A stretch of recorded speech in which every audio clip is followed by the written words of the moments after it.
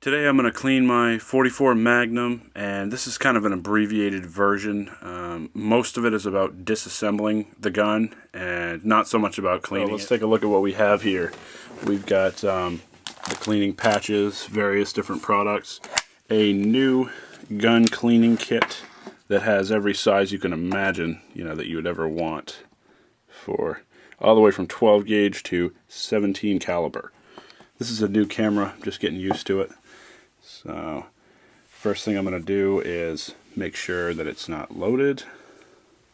Pretty simple here, just take the screw out of the bottom, which I already did. You just have to loosen it. Slide the grip off. Stock grips are a little different. Send me a message if you want to know how to do that. For the main spring, the hammer spring, you have to cock the hammer back and insert a pin into that hole right there.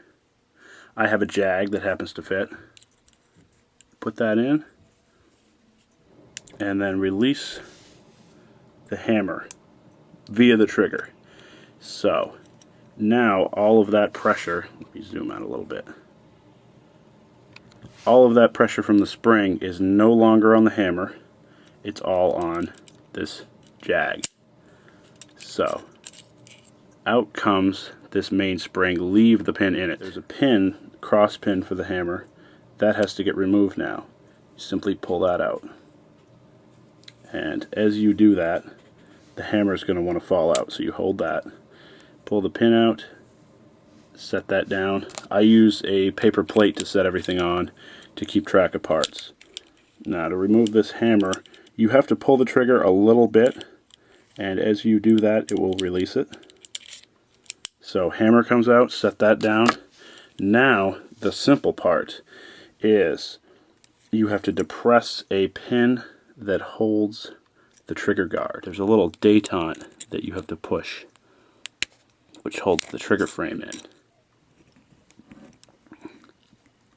Now on newer guns this is hard to do because, there we go, because all the parts are so tight. It hasn't been worked over yet.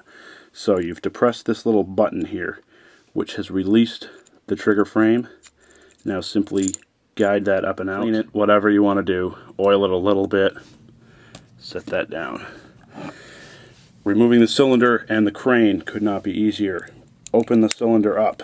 I didn't mean to let it slam. You really shouldn't let it slam open. Anyway, you open that up. Be careful, because now that the trigger frame's out, this crane can basically slide forward and come right out. Now you've got your cylinder off. Basically, to change the spring, if you have a spring kit, it's pretty self-explanatory.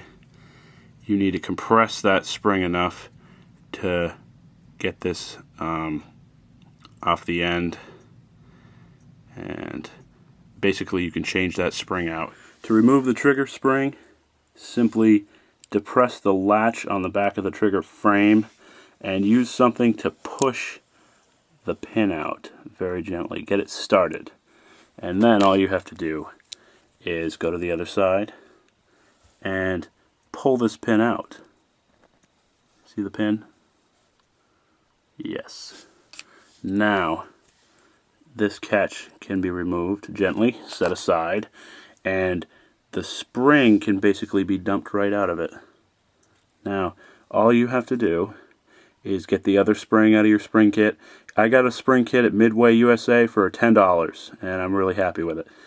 Anyway, so when you've chosen the new spring, you put it back in, and then you put this catch back in with the latch taper facing up. And now you just have to compress that with your thumb and reinstall the pin. Press it all the way in so that it's even with both sides, and release this catch. I run a couple of cleaning patches through each bore, and then I do the brushes and everything to make sure that everything's been cleaned out, and you do get quite a bit of debris. So after running a couple of patches through, I will I like to run a solvent wetted brush back and forth a few times and, you know, loosen up all the crap that's then going to get cleaned out by patches. So after the brush, I'll run a couple of solvent wetted patches through until they come out pretty clean. So now that I've cleaned the barrel, I'm giving it a light coat of oil. So let's pull this mop out of here and see how she did. Looks pretty good. So I'm calling that good. A prep for reassembly is easy enough. A little lube here and a little lube there. I like to use a little bit on all the moving parts.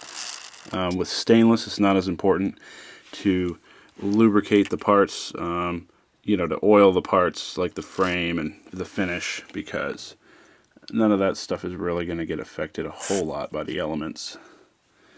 But pivot points and joints are kind of important. Okay, I'm going to put the crane in with the cylinder on it, and that simply just slides in like this, snapping it shut, and then the trigger assembly, a little more to it. Something you got to be careful of is this transfer bar has to be lined up. So installing the trigger guard is simple. You just snap it in place and you're all set. Now sometimes this transfer bar back here can get hung up, so make sure that's lined up. If it's hard to do, don't force it, just pull it back out and try again. Make sure it's clicked with this little latch right here that we talked about earlier. Make sure that's clicked in firmly. Hammer installation is pretty simple. Basically, you have to have the trigger depressed to do it. So hold the trigger down and put the hammer in place. At that point, you can release the trigger. Then reinsert this pin on the far side.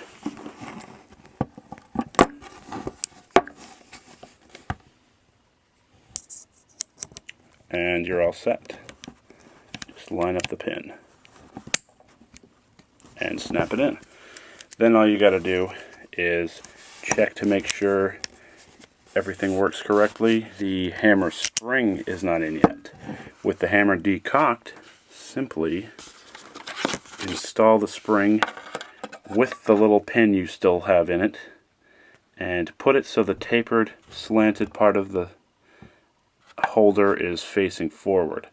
So insert that up into the frame and make sure the guide piece on the bottom is in its seat.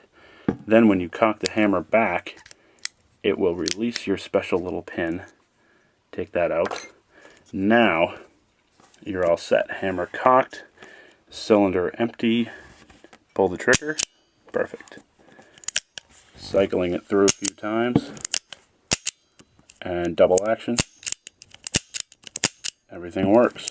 Reinstall the mono grip, and that's pretty simple.